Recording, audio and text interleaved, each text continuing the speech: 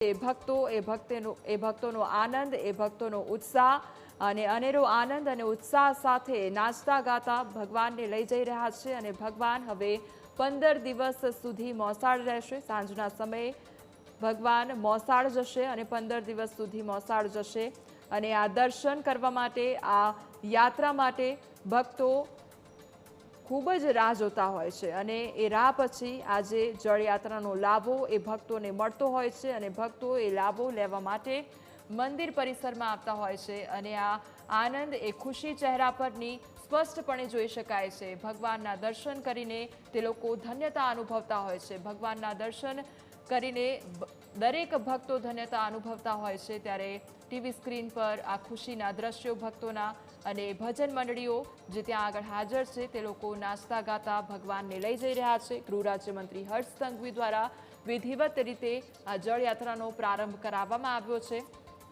ભક્તોની ભારે ભીડ ત્યાં આગળ જામી છે અને ભક્તો દર્શનાર્થે આવી રહ્યા છે। કેટલાય એવા ભક્તો છે જે દરરોજ આ મંદિરમાં ભગવાનના દર્શન કરવા આવતા હોય છે અને કેટલાય એવા ભક્તો છે કે જે જળયાત્રાનો ભાગ બનવા, જળયાત્રાનો લાભો લેવા માટે આજે મંદિરે ખાતે આવ્યા છે અને રથયાત્રા જેવું જ આયોજન જળયાત્રામાં કરવામાં આવતું હોય છે અને એ જ આનંદ ઉત્સાહ સાથે ભગવાનને લઈ જવામાં આવી રહ્યા છે।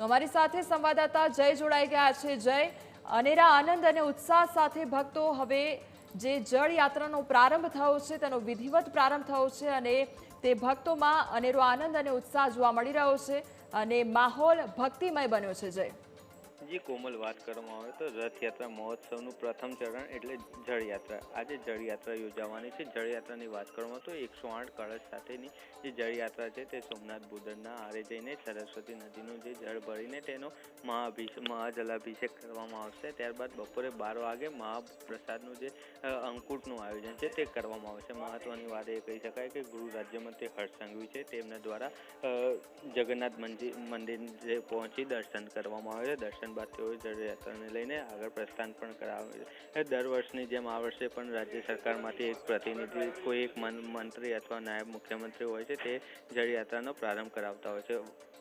વાત કરવામાં આવે તો મહત્વની વાત એ કહી શકાય કે જળયાત્રાની વાત કરવામાં આવે તો જળયાત્રાની અંદર વાજતે ગાજતે ઢોલ નગારા તેમજ કલતાર, પખાવાજ, મૃદંગ, શરણાઈના સૂર તેમજ ધજા, પતાકા, બેન્ડવાજા, હાથી, બળદગાડા અને ભજન મંડળીઓ સહિતના જે મોટી સંખ્યામાં ભક્તો છે તે જળયાત્રાની અંદર ઉમટતા હોય છે અને જળયાત્રા આ વાજતે ગાજતે સાબરમતીના નદીના તટે આવેલ સોમનાથ ભૂદરના આરે પહોંચશે। આરે પહોંચીને જેમ દર વર્ષની જેમ આ વર્ષે પણ ગંગા પૂજન કરવામાં આવતું હોય છે। ગંગા પૂજન કર્યા બાદ 108 કળશમાં જળ ભરી જળયાત્રા વિધિવત રીતે સવારે મંદિર પરત ફરતી હોય છે। મંદિરમાં લગભગ બપોરે 1 વાગ્યાની આસપાસ છે તે જળયાત્રા પરત આવતી હોય છે। શાસ્ત્રોક્ત વિધિથી જળાભિષેક પણ ભગવાનને કરવામાં આવે છે। ત્યારબાદ કહી શકાય છે કે સાધુ સંતો અને ભાવિક ભક્તોની હાજરીમાં જગન્નાથ મંદિરના જે ગગનભેદી જયકારો તેમજ મંદિર છે, મૂર્તિ છે, તેમની પ્રતિમાને દૂધથી કેસર સ્નાન કરવામાં આવે છે। ત્યારે મહત્વની વાત એ કહી શકાય કે રથયાત્રા નિમિત્તે જે પ્રથમ ચરણ જળયાત્રા કહી શકાય તે જળયાત્રાનો અત્યારે વિધિવત રીતે પ્રારંભ થઈ ગયો છે। ત્યારબાદ જે 108 કળશ છે તે ભરીને મંદિરમાં લવાતા હોય